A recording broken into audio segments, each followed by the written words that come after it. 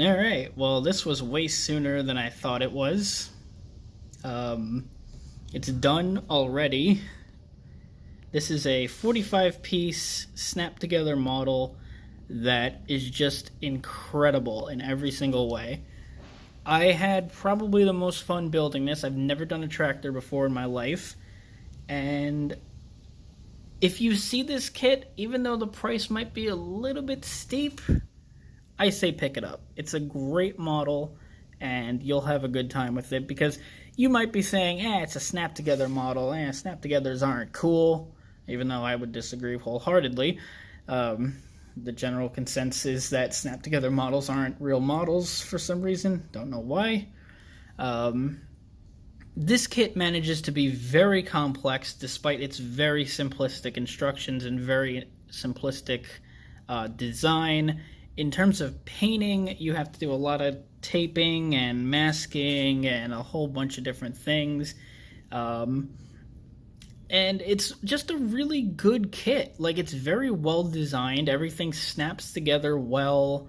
I'm very glad it is a snap-together model, because I can't imagine if this thing was a glue-together model, it would be kind of a pain. I did have to glue a couple of things, and I will talk about that. The couple just being the rear tires. I had to glue them. But, yeah, I mean, it was a little bit more of a pricey kit, but I don't feel like I got ripped off.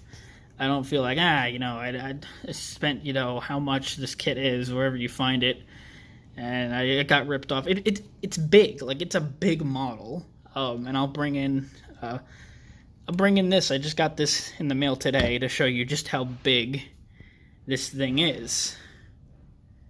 It's a big model. So I don't feel like I got ripped off. If I paid how much this kit is, the price of admission, and I got like this little slot car, then it'd be a little, not slot car, a little like Matchbox car or something, I'd get pissed off. But I feel like I got what I paid for. A well-designed model. Like, it goes together like really, really well, and I don't know how to describe it. It's just a very, like, idiot-proof model, if that makes any sense. Only 45 parts, and that doesn't seem like a lot, but when you realize how much you have to mask off and paint, it still isn't that bad, but it kind of manages to become very complex. The glass was the part that bothered me the most. If you don't know, if you've never built this kit before, this whole part here is molded in clear plastic. And to get the right look, you have to tape off everything that isn't this. I saw that in HBI Guy's videos and went, oh shit, there's no way I'm building this model. And I already had it being shipped to me. And then it showed up, and then I figured it out. Like I said, if I can do this, then you guys can definitely do this, because I thought that was going to be a killer.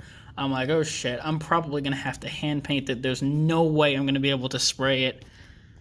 I did it. Like, I don't know how, but the kit makes it so easy to do it. I don't know how to describe it.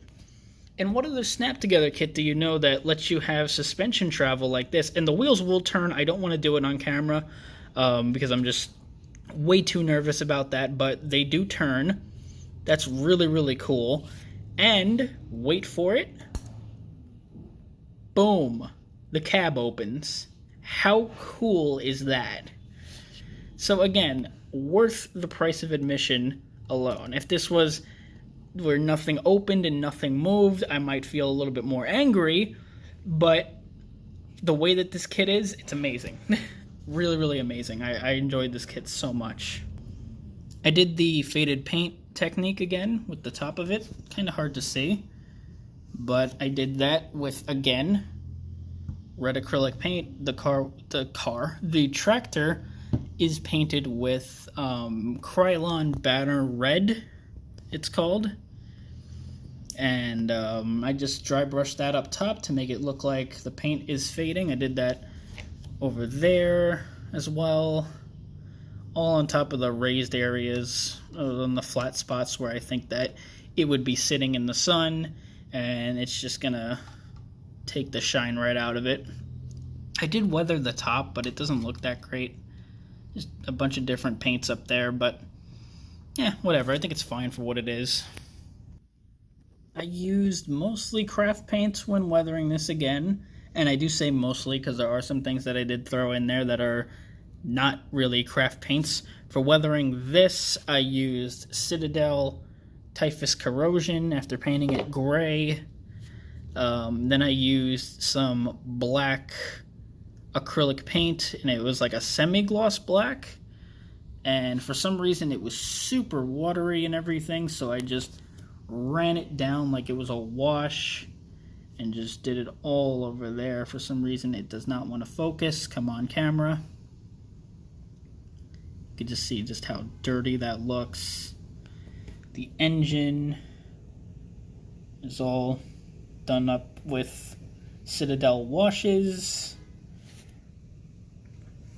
The wheels are like the Frankenstein's monster of paints.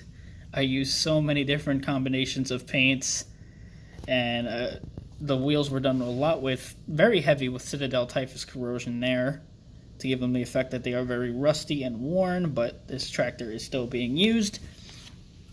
Under the fenders, I screwed up initially. I just did some raw umber and dry brushed it under there. Wasn't happy with that. Added more. It looked really, really weird.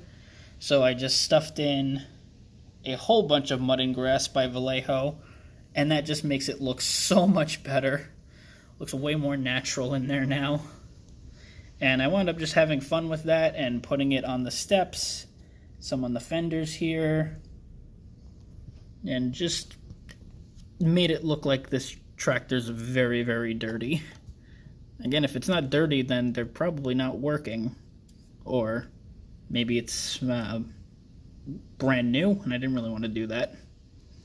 Got the part there, I don't know what the hell that's called. That was the most complex thing about the kit, was assembling all this part here. I heavily weathered that. I did a little bit more of those, of the fading, but I just kind of streaked it.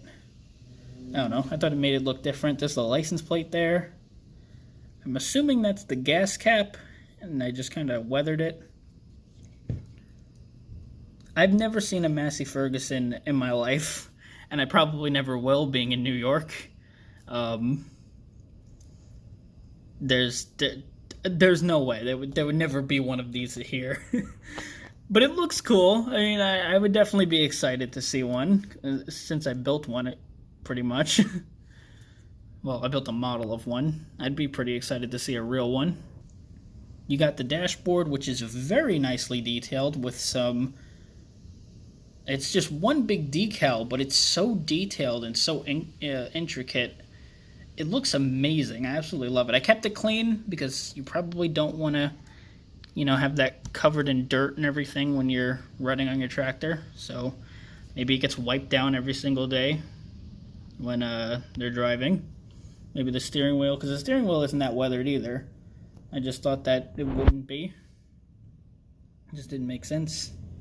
Again, underneath the fender, same deal with the Mud and Grass. And I weathered up the header there like crazy with some Citadel Typhus Corrosion, because that's getting heated and then being cooled, so that's going to rust pretty quickly. But yeah, I mean, again, if you see this kit, I highly recommend you pick it up, even if you're more of a muscle car builder or truck builder and stuff like that. It's just a different thing to do. And again, I had a blast with this model. Just well designed, well crafted by Heller. And I don't know if they do anything else in 1/24th scale, but if this is anything to go by, they must make really good kits. So, I don't know if I talked about this, I might have, but there's a piece that's supposed to go here, and it snapped off while I was trying to push down on it. And if you look at the box, it's short there, and the piece that's supposed to be here sticks up like right here. It looks like a big mushroom looking thing.